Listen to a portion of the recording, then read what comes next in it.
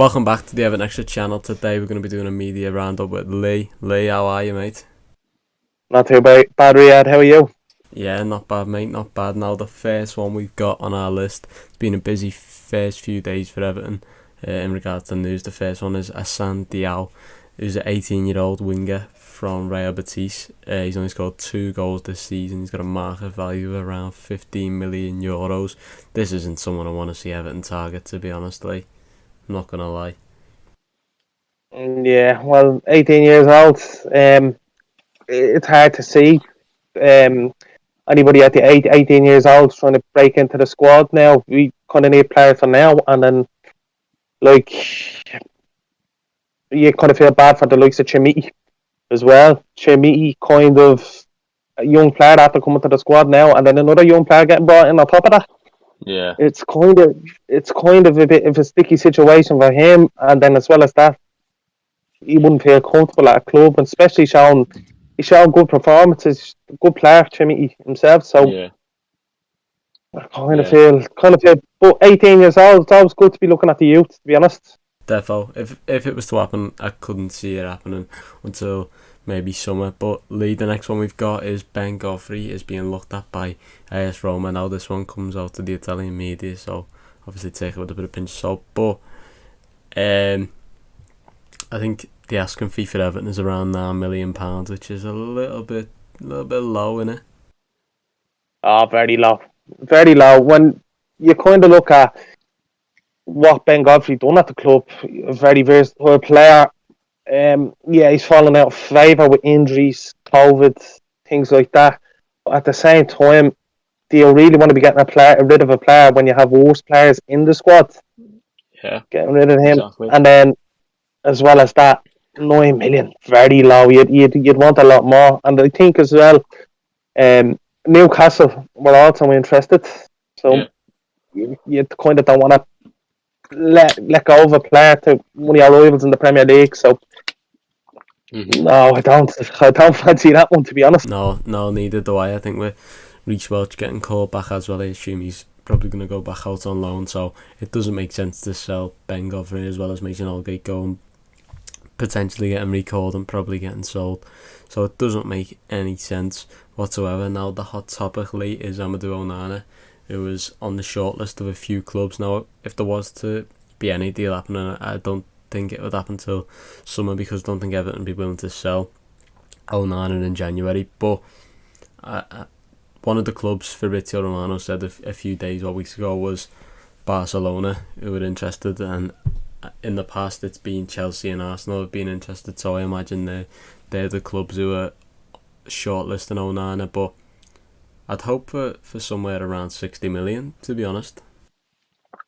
Yeah, you'd nearly a player of that quality, especially when Barcelona come knocking at the door, they usually tend to get players.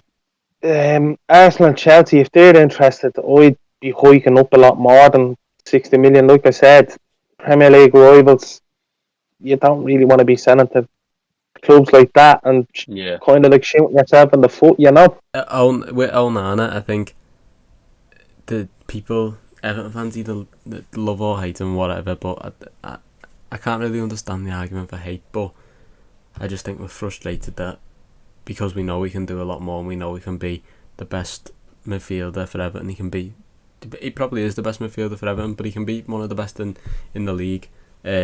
So I understand why fans are frustrated. Not that he's putting in bad performances, I just think that he can do more, and we expect more from him than the likes of James Garner, Jessica, because he's got such a high ceiling. Lee, moving on to... Sorry, go on, sorry. Sorry, that's what I was trying to say to yourself. But kind of play devil's advocate as well, like you're saying, fans love him or hate him. He's kind of like Marmite. Terrific player. He's been well for us, as well as that he's slowed his game down, kind of picked up a lot more knowledge on the ball, how to play in the Premier League over the past while. Especially this season, he's been one of our best players. The penalty made him fall out of favour, but as I was saying, playing devil's advocate, we can kind of see where some of the fans see it. I'm kind of on the fence whether to love him or hate him. Do you know what I mean? try Marmite a few times, but like only when you're interested. The the fans, I feel that he kind of see him like a cheerleader. Even if he just gained a little small bit of professionalism, he could be 10 times better player, and he could have a lot more fans on his side, which probably give him more confidence as you talked in the past. Definitely.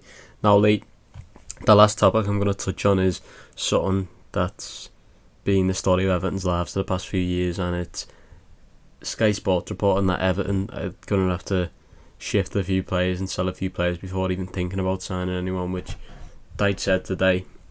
At this moment in time, it's a quiet transfer window, which makes complete sense because no one's left, and obviously Dyche isn't going to comment on rumours or of his own players leaving.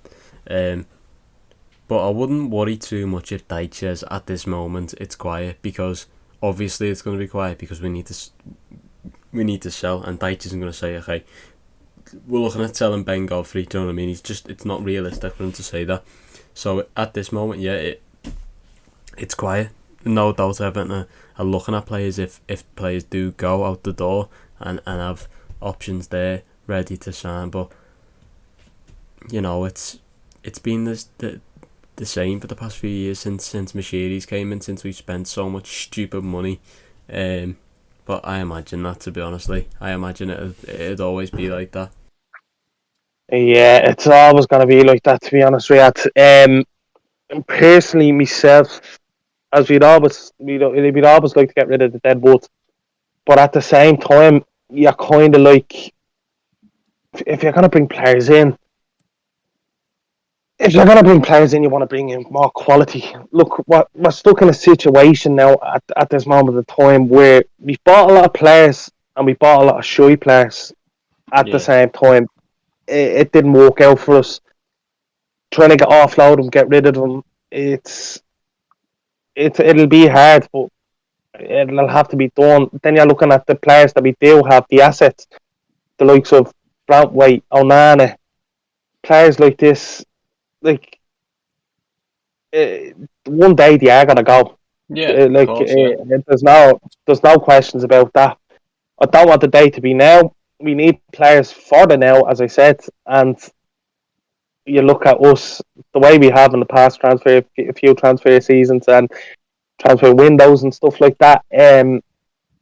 We just look like hoarders, and yeah, whether we're gonna keep the dead wood or get rid of the dead, we should be getting rid of it, but I don't know.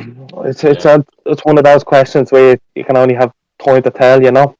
Yeah, Lee, we've been hoarders for a few seasons, and until someone wants to come in and take the likes of Michael Keane and players like that, we are going to be. But Lee, thank you very much as always. Make sure you like and subscribe and follow Everton Extra on Twitter to keep it all the January transfer window. Lee, I'll see you hopefully Friday after a nice win.